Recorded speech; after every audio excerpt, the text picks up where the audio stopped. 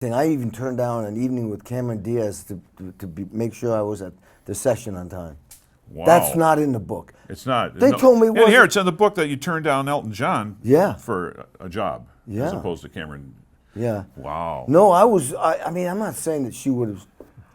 But I mean, she was on my lap and we were talking, and it was late at night, and we were at a bar, and I could have done the typical Kenny Aronoff move, and I didn't, because I was thinking, I got 13 hours to record with Billy Corgan and Tony Iommi tomorrow, and they don't take breaks, and I don't want to blow that. You know, that's the way it should be. Yeah, well, that's.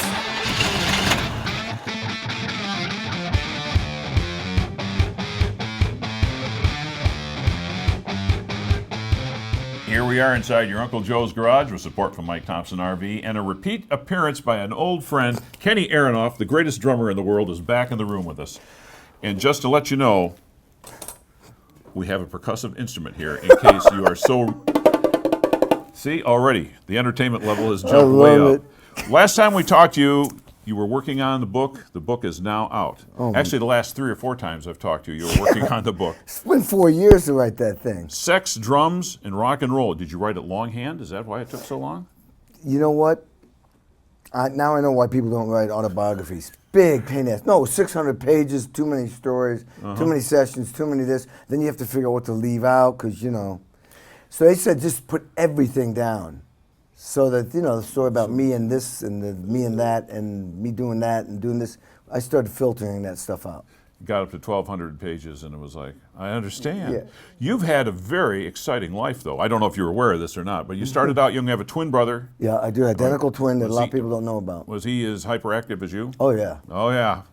Yeah. Only you went into drumming. Well, yeah. We both got into sports, but drumming was the perfect outlet for me, you know, in the rock world. So you have drummed with, let's just catch everybody up on this. The biggest session drummer there is, most successful session drummer. I'm giving you all this hype. You don't need to hire me for your publicist or anything like that. But this is honest to God. You've recorded hundreds with hundreds of artists. I figured out it was like over 300 million records sold I've been on. Over. I can't get the actual statistics, but over 300 million I counted. Because like there was 2 Celine Dion records that were 40 million apiece, a Meatloaf record which was 42 million, so that's 122 million. But you didn't know about this. No, until I wrote this. At I didn't know. I mean, you know what? I'm the type of guy, I don't pay attention to what I did. I'm always thinking like, what's next, what's next?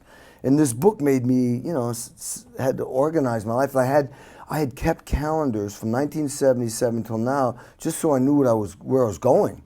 And then I had them. So I went, oh my God, this would be a great way to organize the book. Yep, yep. I mean, the first way I did was I was dictating to a writer that convinced me you should do this. Boy, I should pound that guy. But anyway, so I mean, I said, I don't want to do this. He said, no, it'll be great. It'll be easy. Just, you know, talk to me. So I did, and then I started reading, and I went, that doesn't sound like me. That's like, so then I started writing. Like, I'm not a writer, but I'd sometimes spend 14, 16 hours a day on my days off on the Fogarty tour trying to just work one chapter.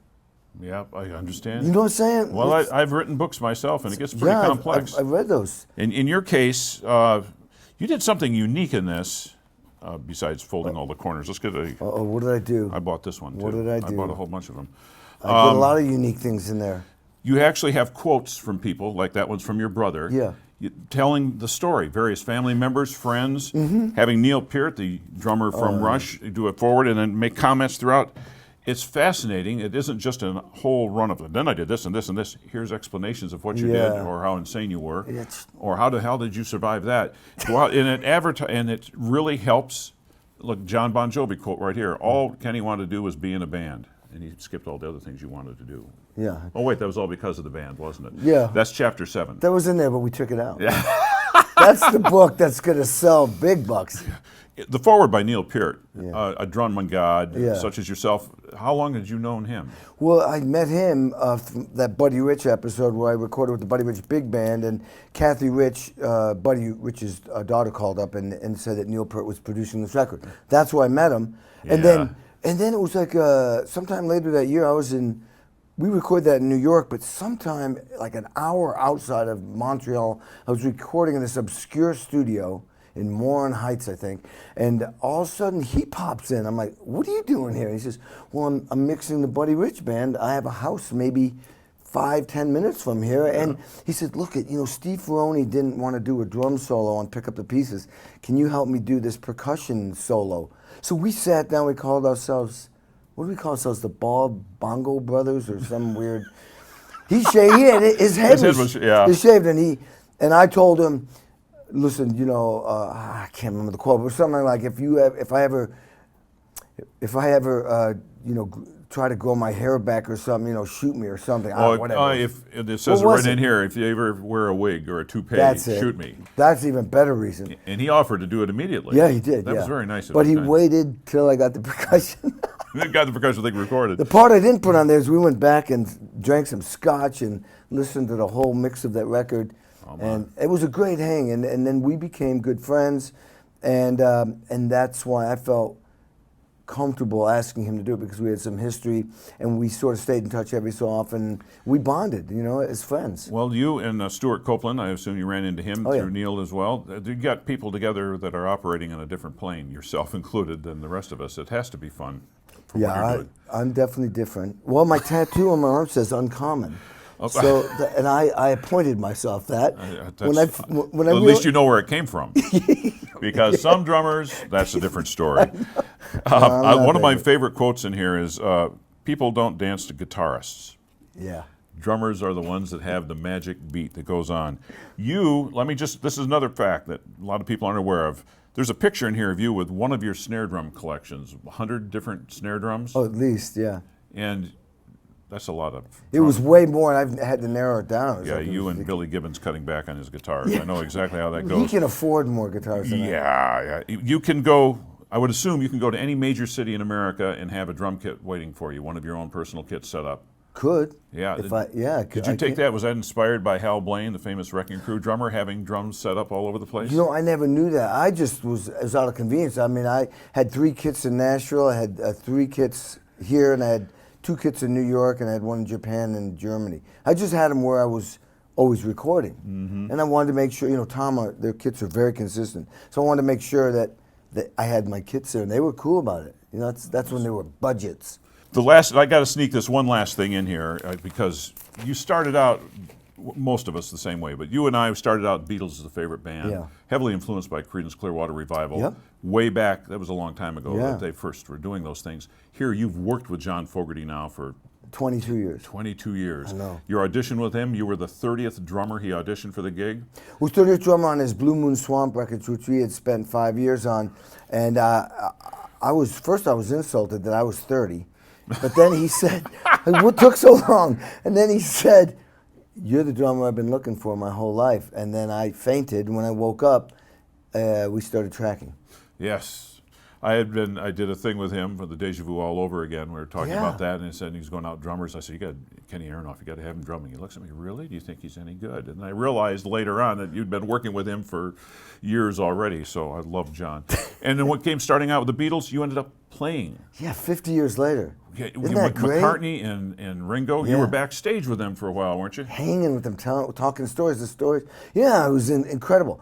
They're just still like kids, man. Paul was talking about going into a guitar shop with John Lennon and saying, this guy's in a suit, jacket, tie, and he was a jazzer. And they played this chord, I think it was a minor chord, that they only, Paul said only played on 2 songs. One was Michelle. I mean, he's telling the stuff he'd say, and they thought they were old. And Paul's going like, we were 24 smoking cigarettes. We thought we were old. Jesus. You played George Harrison's Something with Joe Walsh on the CBS TV special, and afterwards Ringo commented on it. What did he say? Well, yeah, he told me I did an amazing job. There's a fill in Something, the song, something in the way she looks, da-da-da-do, brr, brr. And when you saw the show, he was smiling and doing that with me. I didn't know until I saw the show, and I went, oh my God. I would never have known that fill, but what happened was Don Was somehow got the Ringo's tracks to me. I went, that's what he's doing? I would never have known. And so when I did it, Ringo went, yes, he did it. And he pulled me down, in front of the whole audience, and I'm on one knee, and like, look, I'm gonna like ask him to marry me, and I wanted to say to him, I said, listen, nah, I can't say. No, say. I said, how many times have people said this? Boy, it wasn't for you, I wouldn't be playing drums. You influenced me so much, and he loved hearing that. He was so cool, and he said, you know, I've been hearing about you all over town for a long time. Now I get who you are. I mean, that's like, meeting him and having him say that was iconic. I mean, I didn't think about it during the whole show that I was playing with those guys. I had to focus on my job and do my gig, and I crushed it. I wouldn't say if I didn't, because, you know, I have this line, I'll never be as great as I want to be, but I'm willing to spend the rest of my life trying to be as great as I can be, because I'm just a human being, you know, I'm not a robot. No, you're not a robot, and you work your ass off. And it's such a pleasure having you in the garage. Oh, you too, man. I love coming on your show. Here we are inside your Uncle Joe's garage, and I know you haven't been inside the garage yet, but I got some great news for you. We've created a mobile version of the Uncle Joe's garage thanks to our friends at Mike Thompson RV Superstores. Like they say, don't miss a moment. And don't miss the mobile Uncle Joe's garage when it comes to a location near you. I'll be looking for you.